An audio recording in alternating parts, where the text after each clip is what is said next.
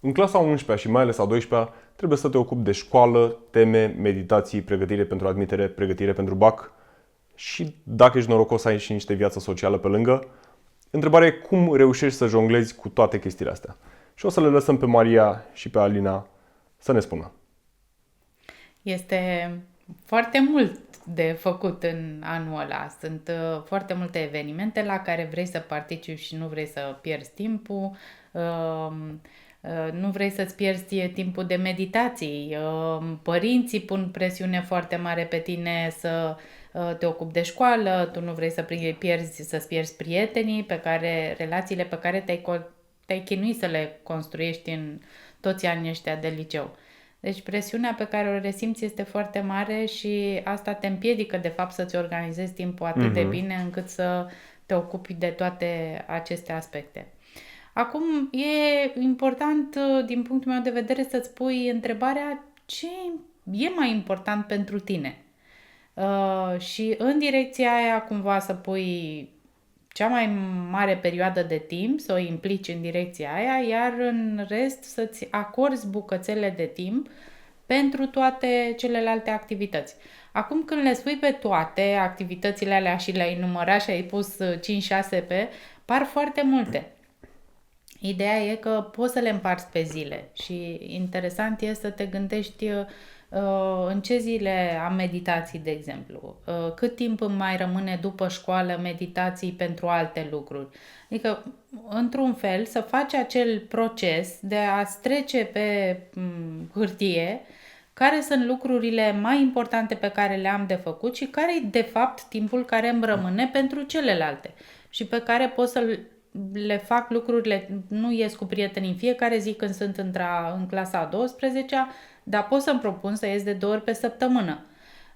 În momentul, de exemplu, în care apare presiunea de la părinți sau apare presiunea de la profesorii de la școală, toată lumea spune, aveți bacalaureat, aveți grijă, trebuie să învățați sau aveți grijă că trebuie să dați examen anul acesta. Este o presiune care se pune și tot restul timpului pe care îl petreci pentru alte activități pare că e timp pierdut.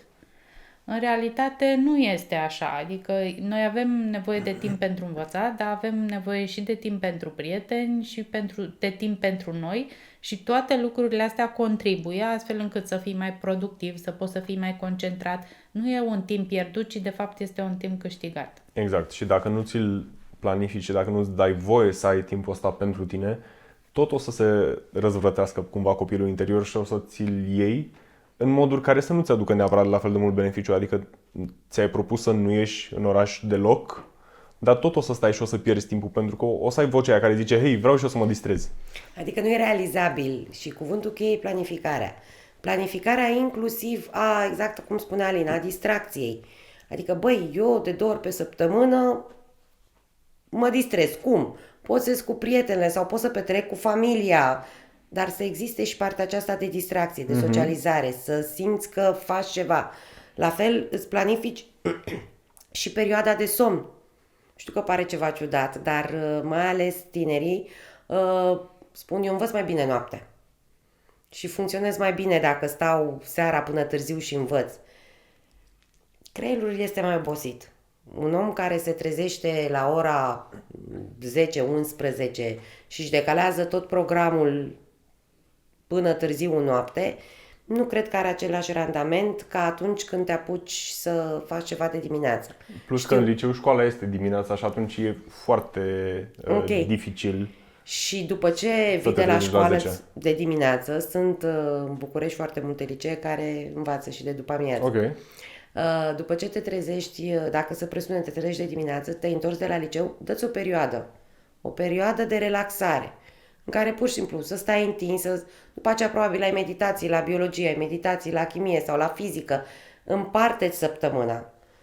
Noi la atelierele noastre pe care le susținem la Educația Diferențiază, le spunem să-și facă ca un orar. Cum erau orarele acelea din clasele mici, colorate. La română era cu galben, la matematică cu verde. Și când îți pui pe orar și vezi că în când ai perioada de învățat, ți-ai colorat cu verde, când ai perioada de relaxare cu roșu, când am perioada de odihnă cu galben. Când te uiți, ai să vezi că s-au îmbinat frumos toate și că nu e numai învățat, pentru că stresul așa apare când ți se pare că e doar înveți, că nu faci nimic altceva, că nu mai ai timp de nimic altceva, pentru că de fapt nu ți-ai planificat nimic. Referitor la acest exercițiu pe care îl facem noi în atelierele noastre, foarte interesant este cum ajungem să facem acest exercițiu, pentru că participanții se plâng de părinții care le spun nu înveți suficient. Și zic, hai să facem exercițiul ăsta și să vedem cât anume este timp de învățat, când anume este, sau toată ziua ești cu prietenii, nu înveți nimic.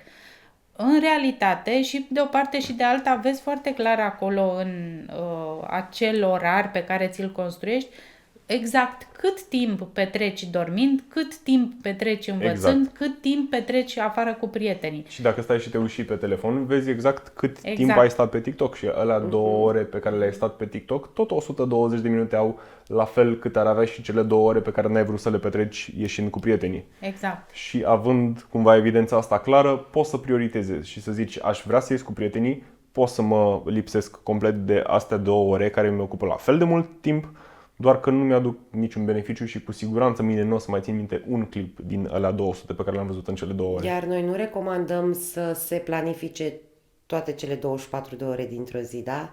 Am fi niște roboți. Ci cumva, exact cum spunea Alina la început, văd ce e mai important pentru mine, cât timp vreau să-i dedic. Îi găsesc loc în programul meu. Mai departe, următorul lucru care contează foarte mult pentru mine. Mă pot ocupa lunea și miercurea de la ora... Dar simțim nevoia și de libertate. Dacă tu nu-ți vei dărui un pic de libertate în toată această perioadă, dacă te puși din clasa 11 până la sfârșitul clasei a 12, vorbim despre 2 ani. Nu ai cum să mergi într-un ritm susținut 2 ani de zile. Adică este ca și cum te duci la maraton. Încep cu o anumită forță, la sfârșit...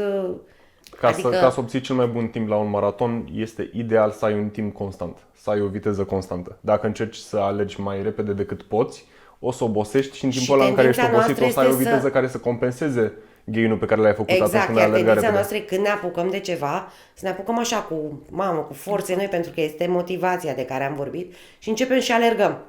Și cumva obosim. Și avem acolo 2 posibilități. Ori mă las și mi se pare totul foarte greu, pentru că nu-mi dau timp să mă odihnesc și să o iau de la capăt, ori încep să continui datârându-mă. În niciun caz la capacitatea la care ar fi trebuit să învăț. Și e important aspectul acesta al perioadei, etapei de vârstă în care se întâmplă treaba asta. Adică sunt anii în care ai nevoie de contact cu prietenii. Partea de socializare este extrem de importantă. Grupurile pe care ți le formezi în etapa asta de vârstă uneori rămân pe toată viața. Și atunci dacă închizi acest capitol al vieții tale, poți să ajungi în depresii, poți să ajungi cu anxietăți foarte mari, poți să ajungi în probleme de relaționare serioase pentru că ai închis acel capitol din viața ta. Echilibrul, și ca să concluzionez acest video, este important să te gândești care este de fapt realitatea, care e timpul pe care eu vreau să-l aloc fiecărui capitol din viața mea. Iar instrumentul ăsta al orarului pe care ți-l faci, și da, e un cuvânt care te duce cu gândul la școală, dar puneți pe o foaie, fă-ți un grafic și vezi care e realitatea de fapt. Cât timp petrec pe diferite activități și cât timp vreau să petrec pe anumite activități. Mersi frumos! Asta a fost și episodul 5 din seria de videouri.